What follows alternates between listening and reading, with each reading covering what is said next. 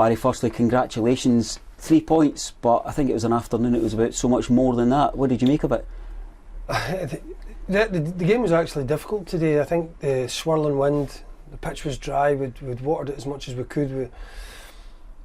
The Ayr United, the big side, strong, athletic, kind of tried to play the diagonals against us. It was a bit like a heavyweight boxer. They're trying to come down on you. And they're a difficult team to play against. Scott Brown's got them organised really well. But we picked our moments and we sprung on them and we transitioned on them at the right moments. We dealt with their physicality. And we grew into the game really, I thought. It took us to the second half to really get going. I've seen us better in the first half, but the second half, I thought we started to really transition at times and we looked really dangerous, a combination play, because it was a difficult game to really get the ball down and play today. A game that was defined by character, hard work, that team ethic, but also a moment of sublime quality, wasn't it? Yeah, and I think since I've been here with the team, it's a non-negotiable that when you come from a club like here, from Fife, that real hard-working mentality, you can see that in the players, you can see that's what the fans expect, and you can see it in them. And they've been brilliant at that, and we're always like that. And then you've got someone like Dylan Easton who can produce a moment of brilliance like that, and that's why he's here in the team. And Dylan doesn't get a pass either. His numbers have got to be really high on the running side. He's running a lot more than he's ever done, and I always say to players like that, the more you work, you'll get your reward of the quality on top. There'll be a few Rovers fans with a repetitive strain injury, hitting rewind and looking at that goal again. You've had a chance to look at it back yourself. It's quite special. It's an outstanding finish and it's worthy of winning any game. And I felt really for Kai, who came on to the game today, and he actually pressed so well and he got that run in. And I was just hoping that he would go and finish it off, because he deserves it, because the kid's working so hard. But a young kid, another one we're trying to take through, we're trying to nurture, we're trying to get into our first team regularly. So, but he'll learn from that. He'll learn from that and keep doing it, and you'll get another opportunity. A clean sheet despite defensive changes being forced upon you? Yeah, well, Paul Hanlon was struggling all week, didn't train till Friday, and he went in and put a performance in like that, which was outstanding.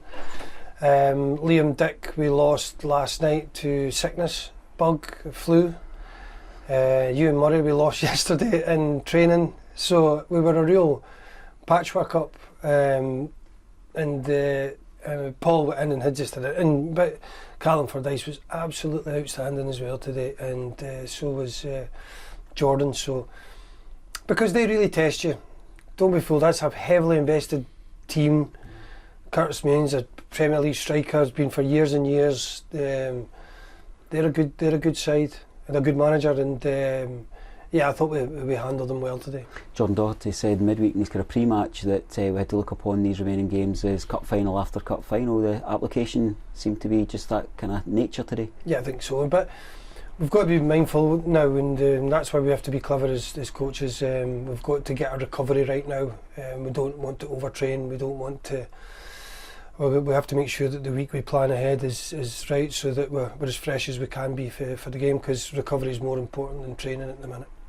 As emotional and as animated as I've seen yourself on the touchline since you came here, it's quite a journey seeing through these games, isn't it? Yeah, it's because you know the players are doing so well and they're working so hard for a football club, and I'm just the same as the fans. We're just urging them on to keep going, because they've done so well to get themselves back to where we were. Listen, when I came in here, there was a amount of people who was telling us about relegation, worrying about relegation, and look where we are now. And that's credit to the players, and by the way, credit to the fans for the support. And so let's keep getting behind them, and let's keep pushing them on.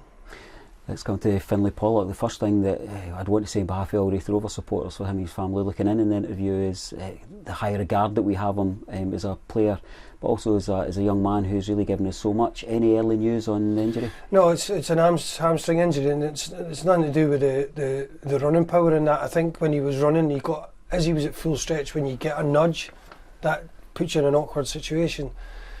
But we'll make sure, and obviously with Hearts, he's been terrific for us, Finley. We've worked really hard with him as a player, worked hard with him to get him to where he is right now, and that's just an unfortunate one, and hopefully it's not too serious, but we will back him all the way, and so will Hearts.